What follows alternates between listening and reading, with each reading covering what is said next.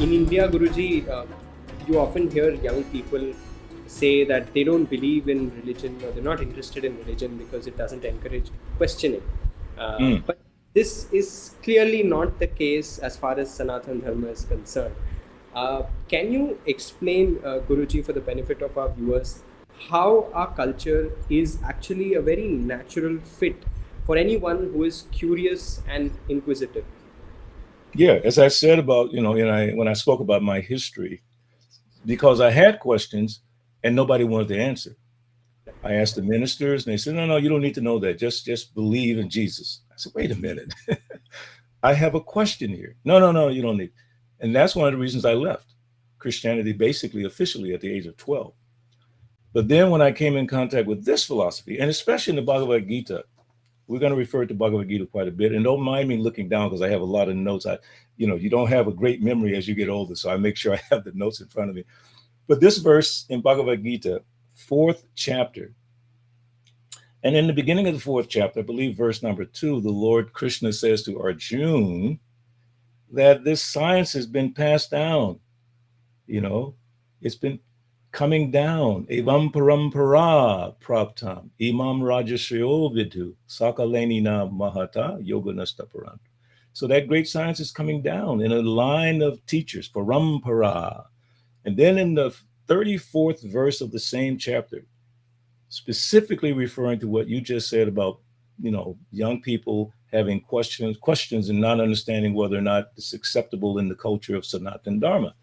This is over 5,000 years ago when Krishna spoke Bhagavad Gita. And he says, Tadvidi pranipatena pariprasnena sevaya upatek shantite jnanam jnaninas tatra darshinaha. Just try to learn the truth by approaching a spiritual master. So that's part one. Learn the truth by approaching a spiritual master. And the spiritual master can be any person who has this knowledge to a large degree. Okay, it can also be a woman as well. Like I said, my mother is my first guru, seriously. And she didn't speak a lot, but she showed by example. So then it goes on to say, inquire from him. How can you say that there's no inquiry in the culture when Krishna's saying, inquire from him? But he gives one caveat, one part that you should employ in inquiring. He said, inquire from him submissively. Submissively. Now, I always try to connect concepts that are here, somewhat abstract, to your personal experience. It's like when you go to school, what's the best way to learn? Just visualize, okay, you go to the university, you're spending rupees and thousands of US dollars or whatever pounds. You're going there to learn. And you walk in the first day, listen, Mr. Teacher, I'm going to tell you what you're teaching today. What? Have you lost your mind? It's better to go in and say, yes, Mr. Such and such, happy to meet you and thank you for teaching and guiding me. That's called submissive. So that's what Krishna told Arjuna. Inquire, but submissively. Challenging is not good. You can ask challenging questions, but don't challenge. Ask the questions for clarification. And throughout the Bhagavad Gita, it's incredible. There's questions and answers. So how can anyone say it's not part of our culture? The whole Bhagavad Gita is Arjuna giving his arguments in the first chapter, and his arguments are all valid. He's saying, you want me to fight my cousins? You want me to fight my teacher? You want me to fight my guru? What are you saying, Krishna? Please explain. And then Arjuna gave the really wonderful platform. He said, now I'm confused about my dharma, my duty. Please instruct me. See, submissive. Please instruct me. I'm confused. I don't know the purpose of life. You please instruct me. And then the first instruction Krishna really gives is verse number 13 of the second chapter. Dehi no asmin yata dehe kaumaram yovanam jara tata dehantara praptir dhirastatra muyati. So he says the embodied soul is passing through this body from boyhood, youth to old age. And then at the end, the soul passes on. So he's saying we're not the body. That's the first lesson. Arjuna, you have a misunderstanding. So my point is that questions are the way to understand anything. You should definitely question. And if you find that the person you're inquiring from is not amenable to answering your questions, then you need to find a different person. Also, the person you're asking questions of should be humble enough to say, I'm not sure about the answer to that particular question. I will study it for you, and then we'll come back and we'll discuss later on. See, that's how gurus should really work. No one should act like I know everything, because you don't know everything.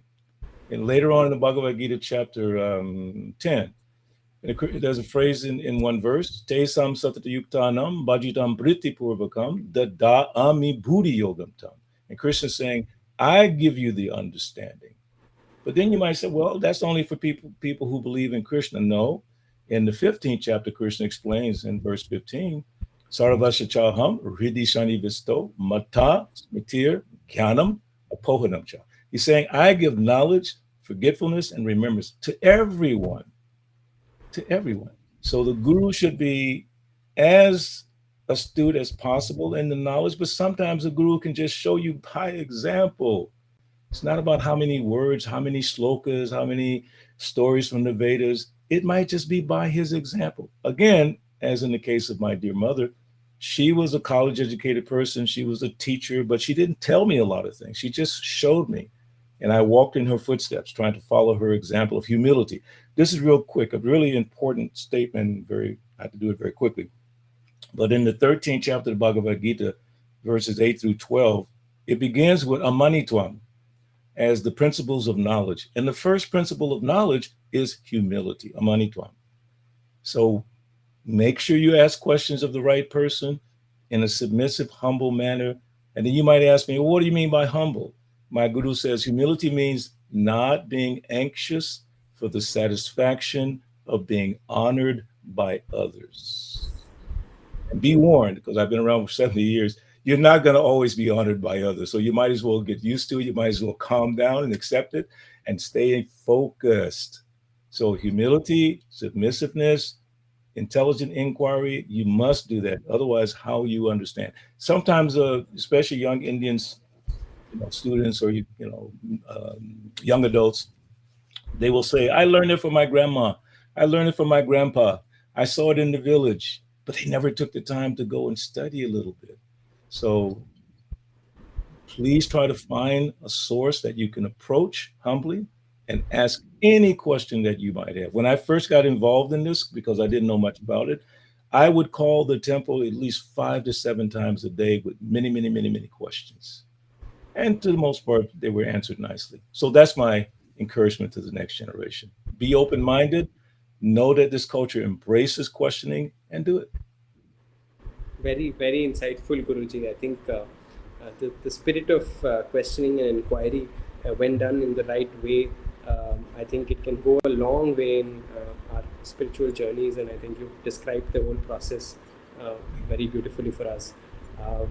Guruji, you mentioned Srimad Bhagavad Gita, and for all of our wonderful scriptures, what makes the Gita so special? And as you mentioned, you've often talked about how it serves as a toolbox for us, navigating the many ups and downs of our lives. Why do you say so?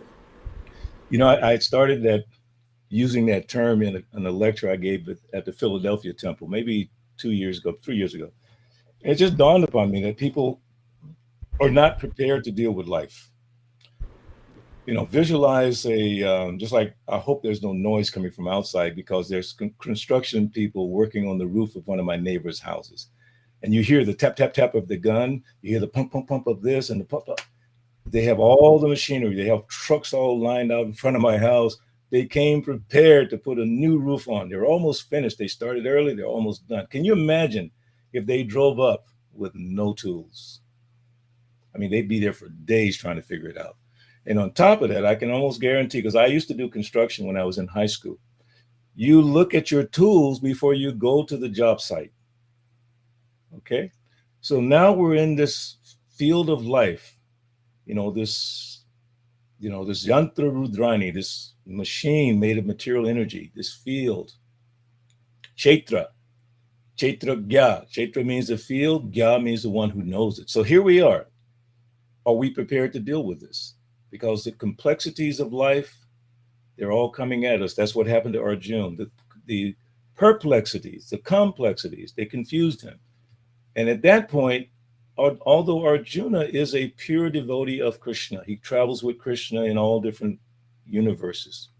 But by Krishna's grace, he was put into a state where he didn't acted like he didn't know. Internally, spiritually, he knew. Externally, he did.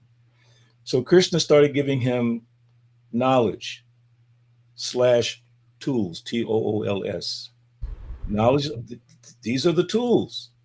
So when I say Bhagavad Gita is my toolbox, because I can point to Bhagavad Gita for every aspect of my life and yours. If someone asked me a particular question, like yesterday, a young man, young Indian person, he was asking me questions about marriage because he considers me like an uncle like that. So I was explaining to him from Bhagavad Gita, and we were discussing back and forth. It was very, very nice. So what everyone needs to understand is that the Gita is not just an esoteric literature. It's a theistic science. Srila Prabhupada, the founder of the Hare Krishna movement, my guru, in the very first verse of the Bhagavad Gita, which is described Bhagavad Gita as it is, that's the one that he translated, Bhagavad Gita as it is. If you go to that book, you go to the first slok, first chapter, first sloka, Drita Rasta Uvacha, all of that, go down to the commentary. The first part of the commentary says, Bhagavad Gita is a widely read theistic science summarized in the Gita Mahatmya, wherein it says one should study Bhagavad Gita scrutinizingly.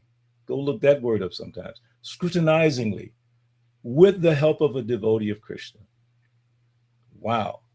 So then when you do it like that, then that person can show you the various tools, which are verses, concepts. One of the most important ones for me, and I had to share this with a 9-year-old girl the other day who just started back in school, and she was having problems with bullies, and she was starting to see people as Latino and Black and all these different things. So I sat her down. I said, listen to this. I said, you go get the Bhagavad Gita. She said, yes, Prabhu. Find chapter 5, verse 18. Yes, Prabhu. I said, come back and read it. And this is what it says. Vidya Vinaya Sampane Brahmane Gavi Hastini Shuni Chaiva Supakecha Pandita Samadarshana. Translation: the humble sages, by virtue of true knowledge, see with equal vision a learned and gentle Brahmana, a cow, and an elephant, a dog, and a dog eater. So when she thought about it, I said, so what's your understanding? She said, I guess everybody is the same. I said, yeah, you're right. Don't see differences. So that's a practical. And I think one of my most favorite verses is third chapter, text 21. I may forget some of the Sanskrit. Yad yad acharati shrestha tat tat evetarojuna. So that verse is saying yad yad acharya. Acharya means teacher by example. Krishna says in that verse, basic translation, whatever a great man does, common men follow in his footsteps.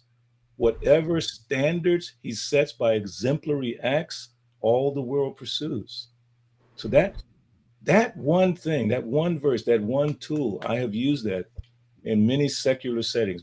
I forgot to mention, I was a chairman of an interfaith group for about 15 years that included Muslims, Christians, Jews. Everyone was there, different swamis, pastors. So I would present that verse a lot of times. I remember one time at a school board meeting that we were invited to be part of. And then I quoted that, and I'm not exaggerating. Many of the people said, Mr. Tillman, what is that, what you just said? Can I write it down? It didn't say Krishna. It didn't say Dharma. It didn't say Sanatan Dharma. It didn't say anything about Hinduism. It's just knowledge. What I'm trying to get at is that Bhagavad Gita is not just about religion. It's a theistic science, okay, as Prabhupada said in the beginning. So you can see in science, there's experimentation, observation, repeat the same thing, make sure it happens consistently, like you mentioned about being an engineer. So you got to look at things carefully. So when you apply this philosophy and you see it work, then you get what's called in the 18th chapter, Jnana Vijnana. Jnana means knowledge. Like I think that's one of the points that we were going to talk about in a minute. But Vijnan means the practical application of the knowledge, which becomes wisdom. Those who are wise lament neither for the living or the dead. That's what Krishna told Arjuna. Those who are wise Lament neither for the living nor the dead. You have to be wise. That's called Vigyan. So that is the great uh, aspect of Bhagavad Gita. It's practical, especially again to our young adults and young people. Even like I said, that girl she's 9 years old, and she could understand after studying a little bit of Bhagavad Gita. So if you see it from that perspective, and use that example, that visual of a toolbox, what's in your toolbox? What's in there? Put some verses in there. Now, I don't just have Bhagavad Gita verses in my toolbox. I have many examples. I'll give you a good example. Sometimes people complain a lot, right? Oh, this thing, that thing. I wish I had this. So here's one tool that's in my box. It's a funny little statement. I used to complain about not having shoes until I met a man that had no feet. So you let that, think about that for a second. I'm complaining about no shoes. This man has no feet. I'm in much better position. So those are little tools that I keep in my toolbox. All kinds of things, all kinds of statements. I even wrote one quote myself, and it says, "You have a right to your opinion, but it doesn't mean your opinion is always right." That's in my toolbox, and I pull it out when I start thinking I'm always right. I said, "No, you have a right for your opinion, but it doesn't mean you're right." So be humble in conversation, in trying to share. Be willing to listen. I was just telling someone that yesterday. Make sure you listen to the person, because the devotee was saying, well, that person was a Christian. They were saying this and saying that. I said, that's fine. You listen to them and you find where you can connect what they're thinking with Bhagavad Gita. And then they feel, wow, your book has value. I'll finish by saying this. If you can't show value in Bhagavad Gita, who's going to listen to you other than Vedic scholars? Yeah, Vedic scholars will sit all day and talk about the Sanskrit and the this and that. But if the general mass of people is our target, our meaning Sanatan Dharma followers, if that's our target, not just the inner circle, but the greater circle, then we have to find a way to explain this philosophy so they can understand. And those are the things you need to keep in your toolbox. So I hope that helped a little bit. Absolutely, Guruji. It's so amazing what the Bhagavad Gita can do for our lives, and also help us really navigate the many twists and turns that we face and the situations that we face on a daily basis. Yes, yes. Guruji, moving to the next question of this very fascinating conversation. Uh, when we look at the Bhagavad Gita and also look at the larger world around us, how do you think the teachings in the Gita and the Gyan of Dharma as a whole can help the world in general be a better place? I'm glad you asked that. And as I was thinking about that, I couldn't help but think about this organization that I'm working with, a president of now, Vedic Friends Association, because we have many, many discussions about this. Are we being relevant to the world situation? The goal of the Vedic Friends Association is to protect Dharma and to promote Dharma, and to do it in such a way that people can understand it. We have many, dialogues and presentations on Zoom and various media. Of course, we've had Jeffrey Armstrong there, Kavindra Rishi, Stephen Knapp, Sri Nandanandana, and one of our founding leaders, David Frawley, and many other speakers have come to share that wisdom. And we also call that session Tools for Human Empowerment. And we took some time to look at those words, tools for human empowerment. And the last word, the operative, empowerment. So we want people to feel inspired by this philosophy and by this culture. And Bhagavad Gita, again, as I said earlier, it's not just a religious book. In fact, it's not a religious book. Religion, today I'm a Christian, tomorrow I'm a Muslim, the next day I'm a Jewish. I recently spoke at the largest gathering of Catholic scholars in America. I was on a panel of two other African Americans. One was a Black Jewish lady. The other was a good friend of mine who's a Muslim scholar, very respected gentleman, went to Harvard University. And we were there speaking. And I just spoke from Bhagavad Gita, and people were appreciating. These are all Catholic scholars from all over the country, PhDs. I don't have a PhD. I mean, But I understand this philosophy and I presented it in such a way they were able to appreciate it. So our Vedic philosophy is practical. Number one, you just have to start practicing it, putting it into your life incrementally. Don't do too much too soon. Incrementally add the principles of Vedanta to your life. And then you'll see that this Gyan that we're talking about, as I mentioned earlier, Gyan becomes Vigyan when you apply it. Just gathering knowledge, categorizing it is fine, but now you have to take it and put it into practice. That's the great advantage of Bhagavad Gita because it's spoken on the battlefield. Here's another way to put it into practical perspective. It's spoken on the battlefield. You don't have to leave your job. You don't have to leave your family. You don't have to leave anything. You just add. So Krishna tells Arjuna, you continue the fight. Now, make note that the fight that Arjuna had to participate in, I've seen two estimates. 640 million men died, up to 1 billion died in Kurukshetra, except for some, the Pandavas and so on and so forth. So this is what Arjuna had to go back and do after hearing the Bhagavad Gita. So some people are intimidated. If I give my heart to Bhagavad Gita, won't I become like a sadhu and go away in the forest and go live in a cave? Krishna tells Arjuna, if you do that, Arjuna, then you will be criticized. Everyone will criticize you because you've been respected by Lord Shiva. And on top of that, you're my devotee. People will not respect you if you go away from the battle. Better you stay in the battle, stay at your job, stay with your family, stay in your school, whatever it is you're doing. Like for me, I was in a band, okay, a nightclub late at night, but I was reading Bhagavad Gita. So no one told me, oh, Benny, you can't go to the club anymore. They said, no, Benny, read Bhagavad Gita. And that gradually brought me to a higher level. So Bhagavad Gita and the Gyan, the knowledge that's there, it is practical. That's why Prabhupada said in the beginning, learn Bhagavad Gita with the help of a devotee. What does that mean? Someone who's applied it, someone who's seen the truth. It doesn't mean they've seen Krishna playing his flute, dancing with Radha and all that. They have understood the truth by practical application. And then you'll begin to understand the beauty of Bhagavad Gita. There are some verses, Gita Mahatmya, that explain Bhagavad Gita in such a beautiful way. My spiritual master gave, there's like 108 little points that he made about the beauty of Bhagavad Gita. So those things are available. So. Thank you, Guruji, for sharing that. It's so amazing. Guruji, you've spoken about and you've dealt with how young people approach these subjects.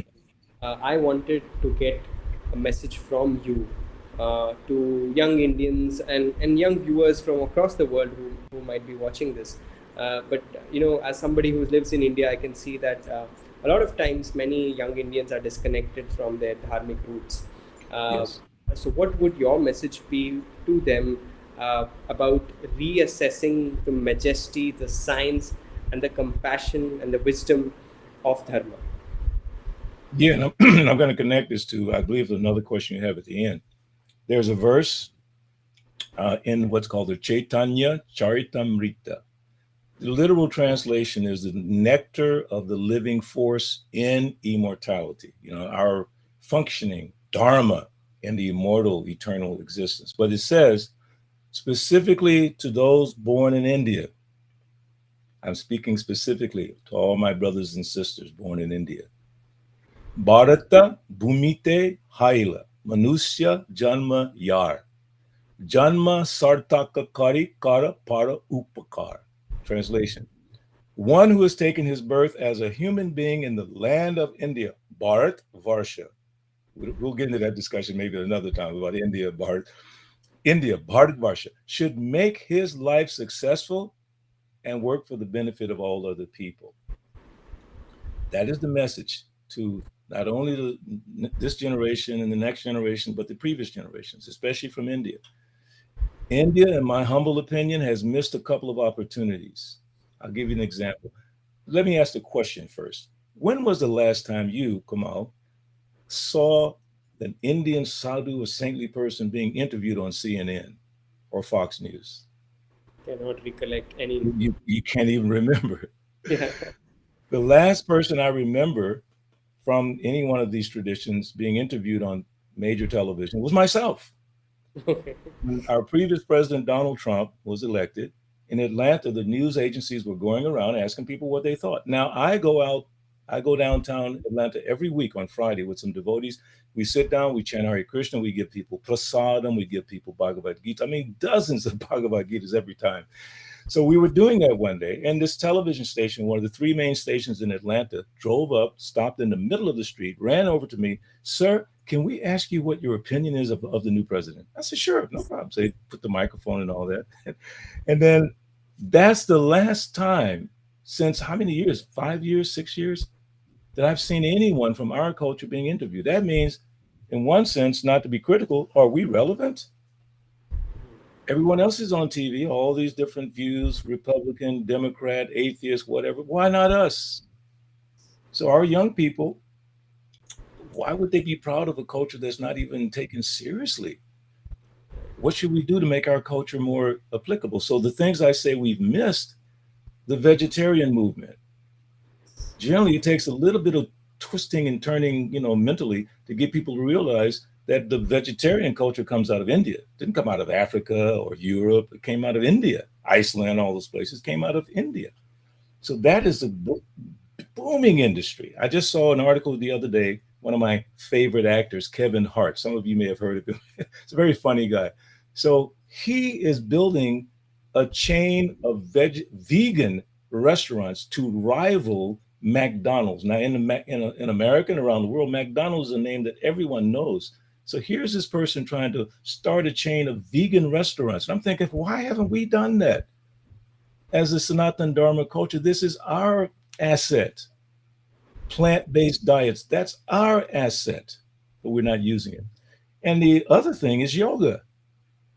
I mean, I've asked this question to so many people. Where do you think yoga came from? Well, New York, Los Angeles? No, India, the sadhus, the saintly persons, they're still there in the Himalayan mountains doing yoga. It came from us. But I don't think there are many in America. I know, and I've done a little research. There are not many Indian-owned yoga studios. And I'm like, wow, most of the yogis that you see are American. I'm thinking that's pretty interesting. So you were born in India. You have the culture, you have the philosophy, you have all the assets, but are we using them? Again, that's why I'm referring back to the Vedic Friends Association. We're trying to bring those assets back to the forefront. And my esteemed associate, Jeffrey Armstrong, he's working very hard to put together some knowledge in book form to help bring the interest back in our own culture. It's an amazing culture, wonderful culture. So yes, I would say to everyone, study that verse from the Chaitanya Charitamrita. It's from the Adi Leela, chapter 9:41. One who has taken his birth as a human being. We don't expect the animals to change the world. Human being in the land of Bharat should make his life successful and work for the benefit of all people. So what's the greatest benefit we can give people? An understanding of who they are. That's the essence of our philosophy. The very beginning of Bhagavad Gita, we're spiritual souls, we're not material bodies. So I hope that's a little helpful. Absolutely, Guruji. It's so beautiful, and it's a great fortune for, I think, everybody who's born in this land. There's so much of wealth in terms of our heritage, in terms of our knowledge systems that we have inherited. And it's so important that we realize the value of it, so that we benefit ourselves, we benefit everybody around us, but the world in general. Yes. Thank you so much for sharing that.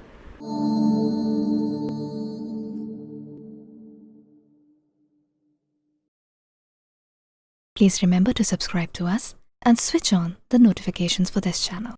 For our other social media links, more content, and to support our work, please visit citti.net. Dhanyavad. Namaskar.